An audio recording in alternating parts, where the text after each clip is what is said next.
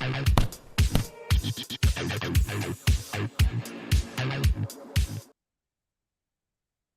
boxing fans around the world. Thank you for joining me once again here on Talk and Fight for another episode of Boxing News Today, where we're going to start off with a bit of news out of Albania. We reported yesterday that Florian Marku was fighting a really tough Mexican opponent, Miguel Ramirez. And lo and behold, Marku came out on top of that to remain undefeated. He's now 12-0-1, 7 knockouts, as he made a triumphant return to his Albanian homeland. Over 12,000 fans, by the way, packing into the Tirana Air Albania Stadium to see him win a unanimous decision.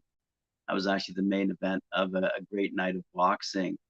Anyway, Marku scored a knockdown of his own in the fourth, only to suffer cut moments later as the two boxers clashed head. Unfazed, Marku battered Para with hooks, which sent his gum shield flying and made the fourth round one of the most dynamic of the fight. Still undefeated there. Marku's record now stands, as I said, at 13-0-1. I stand corrected. And he now adds the silver welterweight championship to his collection. Fighting in Albania, he said, was unbelievable. I want to thank everyone who's supporting me. The crowd is amazing. I want to perform much better than this, but I didn't want an easy opponent for here, he said afterwards. It was a good fight. I made some mistakes. I made it harder than it was. I traded with him without reason, and Mexicans come to fight.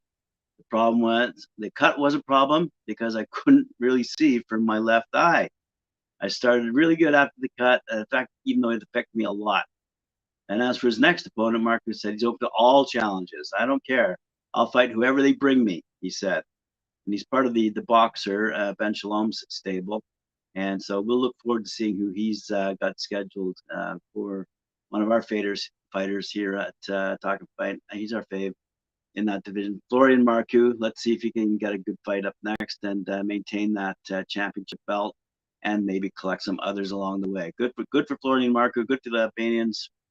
Way to go. All right, let's move along to an American fighter that we're pretty happy to report about in the heavyweight division.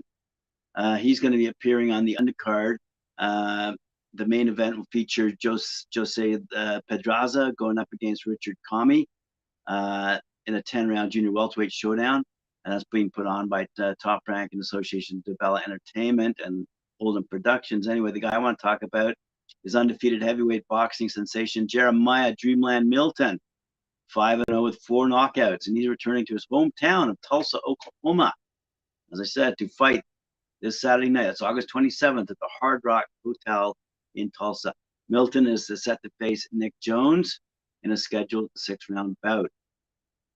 Milton, whose knockout of Davon Daft went viral, took place in his birthplace of Tulsa, Oklahoma.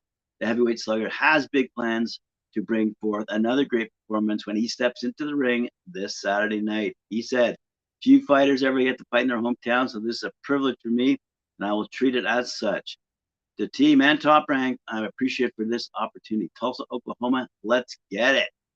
Standing 6'4" Milton, who is promoted by Holden Productions, as I said, is considered one of the top heavyweight prospects in the sport of boxing. He fights out of Las Vegas, where he's gained the respect of some of the all-top heavyweights who train there. I've been in the ring with some of the best heavyweights in the world, he said. Training in Vegas is no joke. I'm getting better, and it's showing in my performances. And said Mike Leonardi, Milton's manager, Jeremiah is rapidly establishing himself as one of the top guys coming in up in the heavyweight division. Top Rank has been great, letting us fight numerous times on their cards here in Tulsa. Jeremiah's fans show a lot of support, and we want to continue building his brand here in his hometown. I'm sure they will, and I'm sure we're going to see a lot more of Jeremiah Milton, yet another American heavyweight coming up, undefeated and taking on bigger and better fights in his career. Good for him. Speaking of that particular fight, it's interesting. Let's slide over to see what some of the sport books are saying about. It seems that the favorite fighter in that Pedraza versus Comey fight is actually Jose Pedraza. It's interesting to see also fighting this upcoming weekend. We've got F.A., one of our favorite fighters, F.A. Ajagba. He's a heavily favored fighter, though, against Joseph Damos. Delonte Johnson's heavily favored in his fight against Harry Gigliotti. Richard Torres is heavily favored in his fight against Marco Pinedo. And Jared Big Baby Anderson is going up against Miljan Rufkanin, and he's heavily favored as well. So they're heavily favored. You might win a few bucks, but I don't know if I'd be betting on any of those underdogs. But anyway, close battle between Jose Pedraza and Richard Kami. Place your bets where you may, but they're pretty evenly matched. It's going to be a good fight. All right, let's move along to popular and local bantamweight Jonathan Rodriguez will take on tough veteran Oscar Vasquez in the main event. A tremendous night of professional boxing scheduled for Friday, September 23rd at the Wind Casino Event Center in Bethlehem, Pennsylvania. That's a card that's being promoted by King's Promotions. Rodriguez, fighting out of Bethlehem, has a record of 10-1-1 with 3 knockouts. The 23-year-old is a 4-year professional for his biggest win of his career and doing it in front of his hometown fans. This will be the 5th appearance at the event center, and he's coming off a 6-round unanimous decision over Jose Cañas on March 11th, also at the Wind Creek Event Center. So Vasquez out of Sun Valley, Nevada, is 15-3-1 with 3 knockouts. The 35-year-old is a win over Jose Toribio and is now looking to get back in the win column after losing a unanimous decision to undefeated Jadico Quinn on January 17th in Sloan, Iowa. A slew of King's Promotions undefeated prospects, by the way, will be featured in the undercard bouts. Let's list a few of them. In an 8-round co-feature, surging lightweight James Bernardin will take on Jaro Lopez. Also in an 8-round bout, we'll see undefeated junior middleweight Joseph Jackson taking on Anthony Lang. In a 6-round bout, Julian Gonzalez, 6-0-1, 6 knockouts, out of Reading, Pennsylvania, takes on Rondale Hubbard. Out of Duluth, Minnesota. Thantangji Teasley out of Allentown, Pennsylvania, takes on an opponent to be named in a welterweight bout.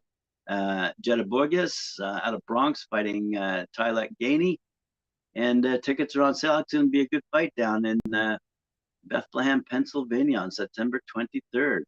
As I said, taking place at the Wind Creek Events Center. Good stuff. Alrighty. The last story of the day, I'm going to fly over to read some comments coming out of Charles Brunn's mouth related to Anthony Joshua in the wake of some comments that Eddie Hearn had to make about Anthony Joshua's upcoming fighting schedule, where he claims that Joshua will fight 4 times in 2023. That's what Eddie Hearn said. So this is what Charles Brunn, the writer, said. Eddie Hearn insists Anthony Joshua will be fighting 4 times in 2023 after he first gets a tune-up level match in November or December against a top 15 opponent. Let's be real, says Brunn. The only way Joshua fights 4 times in 2023 is if he goes on a bum of the month type of streak in which he's facing exclusively ham and eggers. I can think of a ton of heavyweights would be ideal for Joshua to crush next year to get his 4 fights out of the way. But I don't see it as being unreal, as I see it being realistic, he says. Once Joshua rolls over a couple of hapless fighters, it'll plant ideas into his head that he's capable of beating the big dogs in the division. He'll then take on someone like Deontay Wilder, Joe Joyce, or Filip Rogovic, and get put in his place once again. Unfortunately, the chances of the boxing public seeing Joshua fight 4 times next year are virtually slim and none. Joshua won't fight 4 times next year because the only way that could happen is if he were to focus on bottom-level, cellar-dweller opposition that Hearn could quickly negotiate a fight against. If Joshua is going to fight anyone notable like Deontay Wilder or even past his best Dillian White, the negotiation could drag on for many months, making it impossible for AJ to fight 4 times in 2023. Given how mentally damaged Joshua looked post-fight after his loss to Alexander Usyk last Saturday, it would be in Hearn's best interest to focus exclusively on matching AJ against rock-bottom fringe contenders and stay far, far away from dangerous fighters like Wilder or the heavy-handed Zhilei Zhang. The next step for AJ, in my opinion, said Hearn, is to box in December or January or whenever that's going to be and come back with a top 15 guy and put in a dominating performance. Get back on the winning saddle and move on with activity. I want him to have 4 fights between now and 2023. I see Dillian White fight as a must-make fight for Anthony Joshua for the British public. There goes Eddie Hearn again yapping about the importance of the British public. It would be an excellent move for Joshua's career if he fought 4 times next year, because it would give him a chance to mentally recover from what has happened to him. That's an understatement. You know what would be good though? If they put on, say, Anthony Joshua versus Deontay Wilder on the undercard of Alexander Usyk Tyson Fury fight. How's that for a matchup? Anyway, thanks for joining me, Talking Fight Fans. Appreciate it. Remember to join us later on. It's Friday at 7 p.m. for the Friday night panel. I think we're going to see Mike Gore and Cedric Ben at 4 p.m. for the weekly show Knuckle Up. And see what else we got. The big Sunday shows coming up, of course. So anyway, lots of exciting action happening here on the Talking Fight channel. Appreciate it if you like, share, subscribe, hit that notification bell. As I said, we'll see you later on at 4 p.m. Eastern Time.